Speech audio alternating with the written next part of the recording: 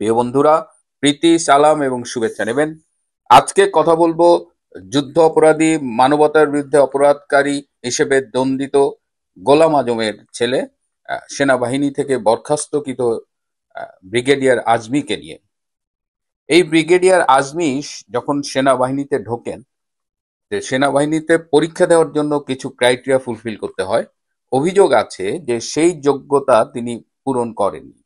সেই যোগ্যতার শর্তাবলী পূরণ না করা সত্ত্বেও তিনি পরীক্ষা দিয়েছিলেন এবং তার মতো একজন অফিসার কি করে সোর্ড পায়, তিনি কিন্তু বিএমএ তে থাকাকালীন সোর্ড অফ অনার পেয়েছিলেন, সেটিও কিন্তু প্রশ্নবিদ্ধ। তো আমি এই ব্রিগেডিয়ার আজমি সম্পর্কে আজকে কথা বলার কারণ হলো যে তিনি যে সামরিক বাহিনীর 25 জন বর্তমান এবং অবসরপ্রাপ্ত অফিসারদের বিরুদ্ধে মামলা করেছেন, যে গুম অপহরণের দায় তিনি, কর্নেল হাসিন, ব্যারিস্টার আরমান, এরা মামলাটা করেছেন। তো আবার কথা হলো যে উনি কি এই মামলাটা আসলে করতে পারেন কিনা, এই মামলা করাটা লিগালি রাইট কিনা। তো সেই আলোচনা করার আগে আমি প্রথমে এই আজমি সাহেবের একটা 2 মিনিটের ভিডিও ক্লিপ আপনাদের শুনবার জন্য অনুরোধ করছি। এটা নিয়ে জেনারেল ওয়াকারের কথা হয়েছে প্রথম দিন 3রা সেপ্টেম্বর। তার অফিসে সে আমাকে হাত জোর করে বলেছে, স্যার আপনি জেনারেল থেকে কোর্টে নিয়ে মাফ করে দিন। কেন? স্যার সেনাবাহিনীর বদনাম হবে এতগুলো জেনারেল যদি। লাস্ট সেপ্টেম্বর না, আমার মুক্তির পরে 3rd সেপ্টেম্বর। আমি তখন হাসপাতালে চিকিৎসাধীন ছিলাম। সে আমাকে, আমার যেদিন প্রথম প্রেস ব্রিফিং করি আমি, তার আগের রাতে আমাকে ফোন করে বলছে, কালকে আপনি আমার এখানে আসেন খাবার খান আমার সাথে দুপুরে। আমি বললাম কালকে প্রেস ব্রিফিং আছে। বলে স্যার এটা একটু ডেট চেঞ্জ করেন। আমি বললাম না, সবাইকে জানিয়ে দেওয়া হয়েছে, আমি চেঞ্জ করতে পারবো না। আমি হাসপাতালে বসে ভার্চুয়াল প্রেস ব্রিফিং করেছি, করে ওখানে গিয়েছি আমি এবং তার সাথে লাঞ্চ করেছি। আমাকে সেদিন বলেছে, এবার হাত জোর করে। তো আমি বললাম যে তারা যে আমাকে এভাবে অন্যায়ভাবে আটক করেছে, কি সরাসরি না ফোনে? সামনে সামনে, তার টেবিলের ওদিকে সে বসে, এদিকে আমি বসা। তো স্যার আপনি মাফ করেন। আমি বললাম যে তারা যে আমাকে এইভাবে আটক করেছে, অপহরণ করেছে, এগুলি অন্যায় করেনি, জুলুম করেনি, দিশা জুলুম করেছে। তো আল্লাহ তো বলেছে আমি জুলুম হারাম করেছি। তো তারা আল্লাহর আদেশ তো মানেনি, তারা প্রধানমন্ত্রীর আদেশ মানে, তারা আল্লাহকে প্রভু মানে না, তারা প্রধানমন্ত্রীকে প্রভু মানে। তখন বললো স্যার কি করবে, চাকরি তো করতে হবে স্যার। আমি বললাম সেনাবাহিনী চাকরি করা কি কারোর জন্য বাধ্যতামূলক? বাইরে রেজেক্ট নাই। আল্লাহ ওয়ার্ডগুলো কি এমনই ছিল? একেবারে হুবহু এক। আচ্ছা, দুই একটা মানে স্পিরিটটা তো 100% এক, ওয়ার্ড 90-95% সেম। আচ্ছা, আমি বললাম যে কেন সেনাবাহিনী চাকরি করা কি বাধ্যতামূলক? আল্লাহ কোন সময় বলেনি যে রেজেক্ট দাতা আমি, দি স্যার বলেছে স্যার। তো তাহলে তারা আল্লাহকে রেজেক্ট দাতা মানেনি, তার প্রধানমন্ত্রীকে রেজেক্ট দাতা মানছে, যে এটা আমি অমান্য করলে আমার চাকরি চলে যাবে। তো যে আল্লাহকে প্রভু মানে না, প্রধানমন্ত্রী প্রভু মানে, আল্লাহকে রেজেক্ট দাতা মানে না, প্রধানমন্ত্রীকে রেজেক্ট দাতা মানে, তার তো ইমানই প্রশ্নবিদ্ধ। তো তুমি জালেমদের হয়ে আমার পক্ষে জালেমদের সুপারিশ করছো কেন? তুমি তো জানো যে অন্যায় যে করে এবং অন্যায় যে সহে সবাই একই। তো তুমি এদের পক্ষের কথা বলো না তুমি। তখন সে আবার বলছে স্যার আপনাদের মাথা নিচু করি, বলেছে যে স্যার আপনি যেটা ভালো মনে করেন করেন। আপনারা কি খেয়াল করে দেখেছেন তিনি মানে কিভাবে আল্লাহর সাথে, ধর্মের সাথে এই ব্যক্তিগত স্বার্থগুলোকে মিলিয়ে ফেলেন এবং নিরীহ দর্শকদের কনফিউজ করেন। এবং জামাত ইসলামী যে একজন ধর্ম ব্যবসায়ী, তার বাবা যে একজন ধর্ম ব্যবসায়ী ছিল, তার বাবার নেতা মৌলানা মওদুদী একজন ধর্ম ব্যবসায়ী ছিল। আপনারা যদি মন দিয়ে এই ভিডিওর কথাগুলো শোনেন, প্রয়োজনে আবার শোনেন, তাহলে আপনারা টের পাবেন। এবং তিনি বলেছেন আল্লাহ জুলুম করতে মানা করেছেন। হ্যাঁ, তারপরেও কেন সেনা অফিসাররা তাকে অপহরণ করলো, এটা জুলুম। তার মানে তারা নাকি আল্লাহকে মানে না। এবং তিনি দেখেন বলেছে যে তারা আল্লাহকে মানে না, কিন্তু তারা প্রধানমন্ত্রী শেখ হাসিনাকে মানে। লুক এট দিস, মানে কি দুর্বল, দুরভিসন্ধিপূর্ণ যুক্তি। এখন আমি যদি পাল্টা প্রশ্ন করি, আমাকে অনেকেই বলেছেন যারা সেনাবাহিনীতে ছিলেন বা সম্পৃক্ত ছিলেন সেনাবাহিনীর সাথে, তারা বলেছেন যে উনি যখন অফিসার ছিলেন, উনি তো বিএনপির আমলে মেজর ছিলেন 2001 সালে, তারপরে কিন্তু লেফটেন্যান্ট কর্নেল, কর্নেল, ব্রিগেডিয়ার, একেবারে 4 বছরে সাই করে উনি প্রমোশন নিয়েছেন। এই প্রমোশনের ন্যায্যতা নিয়ে প্রশ্ন আছে। এই যে বিএনপি জামাত 2001 থেকে 2006 সাল পর্যন্ত ক্ষমতায় ছিল, সেই সময় র্যাবের ডেপুটেশনে যেসব আর্মি গিয়েছে, তারা যেসব জুলুম করেছে মানুষের উপরে, এই মামলার একজন বাদী সম্ভবত এই যে কর্নেল হাসিন, তিনি বাংলাদেশের এই র্যাব অফিসারদের মধ্যে, র্যাবে যেসব আর্মি অফিসার ছিল তাদের মধ্যে হায়েস্ট ক্রসফায়ার সংগঠিত করেছেন। তো এই যে অন্যায়গুলো সংগঠিত হয়েছে, আপনি কি তখন কোনো প্রতিবাদ করেছিলেন ব্রিগেডিয়ার আজমি? তখন যে জুলুম হয়েছিল, তখন আপনার অবস্থানটা কোথায় ছিল? বরং আপনি তো তখন ফল খেয়েছেন বিএনপি জামাত আমলের। তিনি আরো বলেছেন যে দরকার হলে অফিসাররা চাকরি ছাড়লো না কেন? সেনাবাহিনী চাকরি করা কি বাধ্যতামূলক? রিজেক রিজেকের মালিক তো আল্লাহ। আবার এখানে ধর্ম ইনসার্ট করেছেন। তাহলে ব্রিগেডিয়ার আজমি সাহেব আপনি কি চাকরি ছেড়েছিলেন? আপনার আমলে কয়জন আর্মি অফিসার চাকরি ছেড়েছিল? এই যে বাংলাদেশে এতগুলো সেনা অফিসারকে আইসিটিতে বেসরকারি আদালতের মধ্যেও খুব মানে যে আদালতটা সেনা কর্মকর্তাদের এই অপরাধ বিচার করবার জন্য আদৌ লিগালি অ্যাকসেপ্টেড না, সেইখানে মামলাটা করলেন,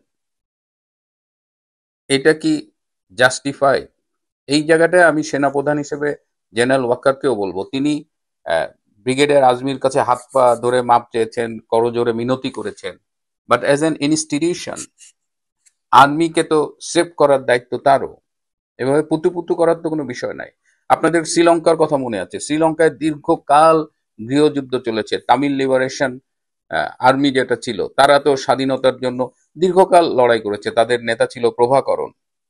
এক পর্যায়ে তারা পরাজিত হয়েছে, তাদের এই লড়াইটা সফল হয়নি, এবং প্রভাকরণ যখন গ্রেপ্তার হয়েছে, গ্রেপ্তারের পরে অভিযোগ হলো গ্রেপ্তারের পরে তাকে শ্রীলঙ্কার সেনাবাহিনী হত্যা করেছে, এবং কাউকে গ্রেপ্তার করার পরে হত্যা করাটা কিন্তু মানবাধিকারের চরম লঙ্ঘন।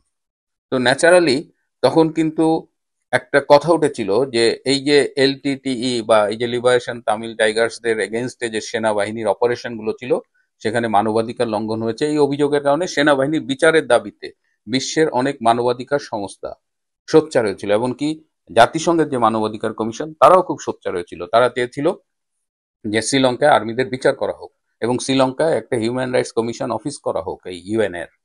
শ্রীলঙ্কান সরকার কিন্তু রাজি হয় নাই। শ্রীলঙ্কান সরকার কিন্তু আহ, টুকটাক ত্রুটি এবং স্খলন সত্ত্বেও আর্মিকে বিচারের মুখোমুখি করেনি। এবং এটা খুব নোন একটা বিষয় যে আর্মি যখন কোনো অপারেশনে যায় তখন কিছু সিভিলিয়ান ক্যাজুয়ালিটি হয়, ইনোসেন্ট ক্যাজুয়ালিটি হয়, সেটাকে অ্যাসেস করে দেখা হয় যে সেটা আসলে ইনএভিটেবল ছিল নাকি ইন্টেনশনাল ছিল, সেটা কি এড়ানো যেত কিনা, এগুলো অ্যাসেস করা হয়।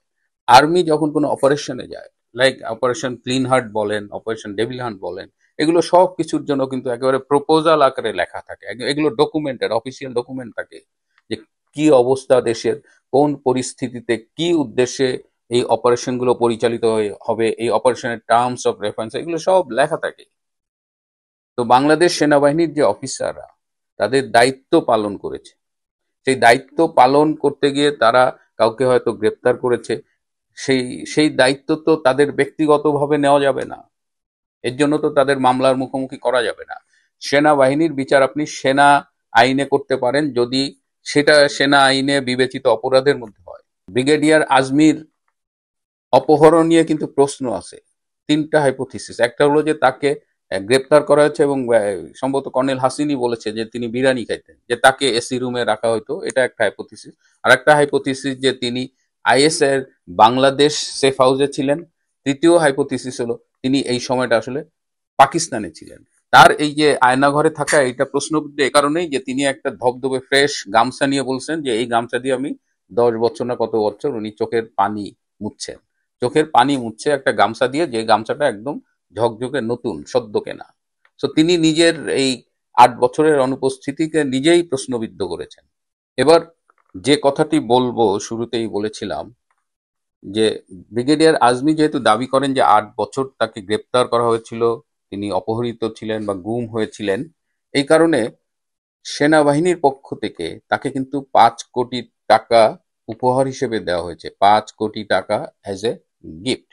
আমি জিজ্ঞেস করেছিলাম যে এই 5 কোটি টাকা কোন ফান্ড থেকে দেওয়া হলো। তো আমাকে বলা হলো সেনাবাহিনীর এরকম অসংখ্য ফান্ড আছে, একজন সেনাপ্রধান চাইলে ইজিলি এই 5 কোটি টাকা দিতে পারেন।